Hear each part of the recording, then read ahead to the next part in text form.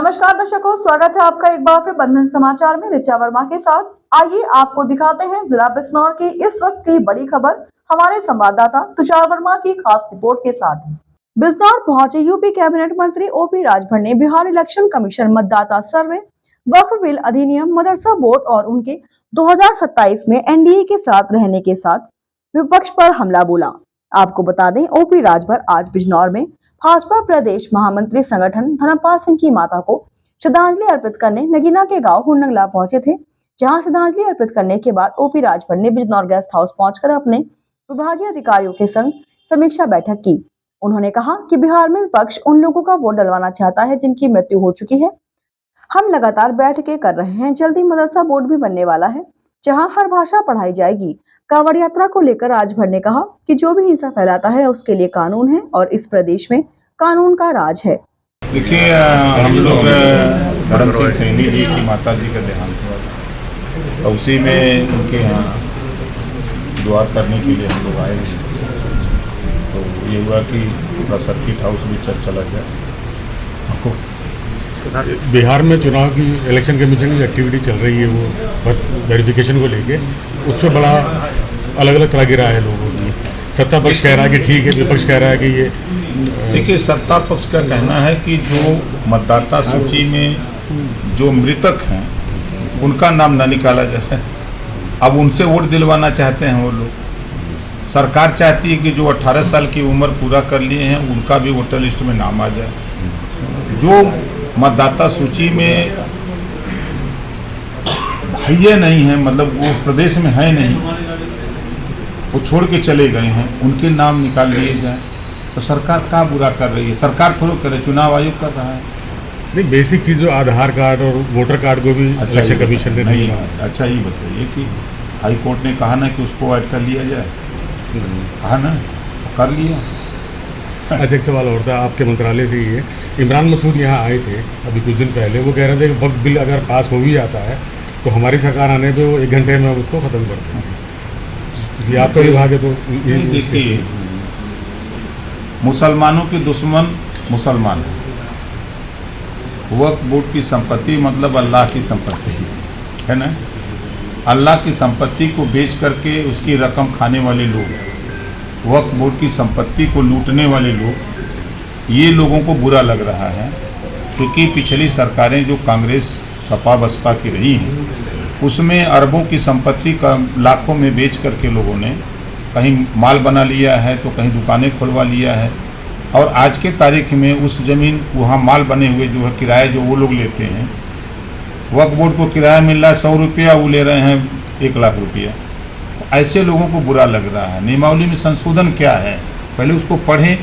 नियमावली में संशोधन है कि जो आधी आबादी महिलाओं की है, तो जो वक्फ बोर्ड के मेंबर हैं, अब तक तो मुस्लिम मेंबर हुए, उनके अध्यक्ष में मुस्लिम हुए, तो इन लोगों ने एक मुसलमान गरीब का नाम बता दें या एक महिला का नाम बता दें कि जिसको वक्फ बोर्ड की संपत्ति बेच करके उन्होंने किसी गरीब को शिक्षा के लिए पैसा दिया हो, किसी बच्चे को पढ़ाने के लिए, किसी को बसने के लिए ज़मीन खरीद के दिया हो या मकान बनाने के लिए पैसा दिया हो, एक आदमी को बता दें।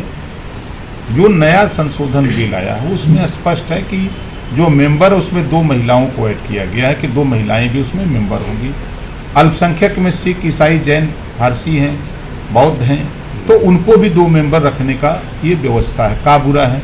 जब संविधान कहता है समानता की, समता की बात करता है, तो संविधान के दायरे में तो काम हो रहा है। दूसरी चीज़ संशोधन हो रहा है कि वक्फ बोर्ड की, जैसे हम लोग यहाँ खड़े हैं, वक्फ बोर्ड के मेंबर आके इसको देखें और कहें ये हमारी संपत्ति है, वो जा कर के वक्फ क्रिमिनल कोर्ट में दाखिल कर दें कि ये हमारी संपत्ति खाली कराइए। तो अब वक्फ बोर्ड का जो निर्णय हो गया वही सर्वमान्य हो जाता है। सरकार कह रही है कि जब लोग वक्फ बोर्ड की संपत्ति का जो फैसला वक्फ बोर्ड नियमावली से, तो उस फैसले को lower court, high court, supreme court चुनौती वो आदमी जाके दे सकता है। तो कौन सी बुरी बात है?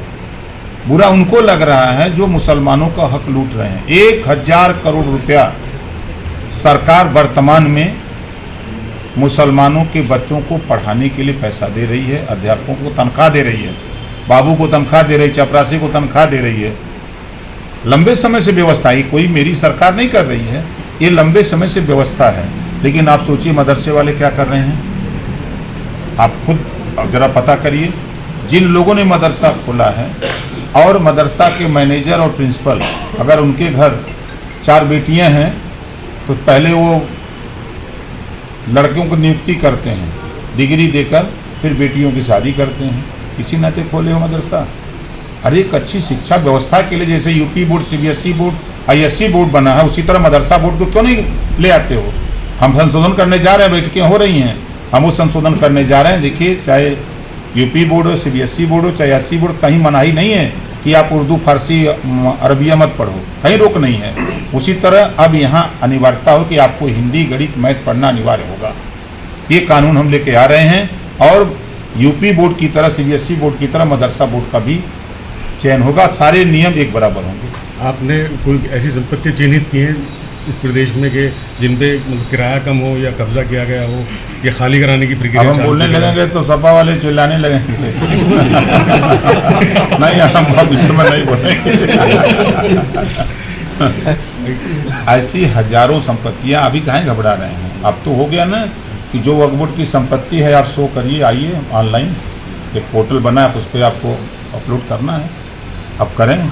इसी नाते हो रहा है कि लोग बताने लगेंगे कि ये माल किसका है। अब आप जाके पूछेंगे भाई ये माल किसका बना हुआ है, तब वो बताएंगे कि हमारा है कि किसका है, कि वक्फ बोर्ड का, तो आप क्यों कब्जा किए, खाली करो। 50 रुपया किराया आज के तारीख में, जिस मार्केट में आज के रेट में, जहाँ किराया 10,000 रुपया मकान का है, अभी उसका किराया 50 रुपये में किराया है। क्या यही है नियम? वो पैसा किसके लिए है?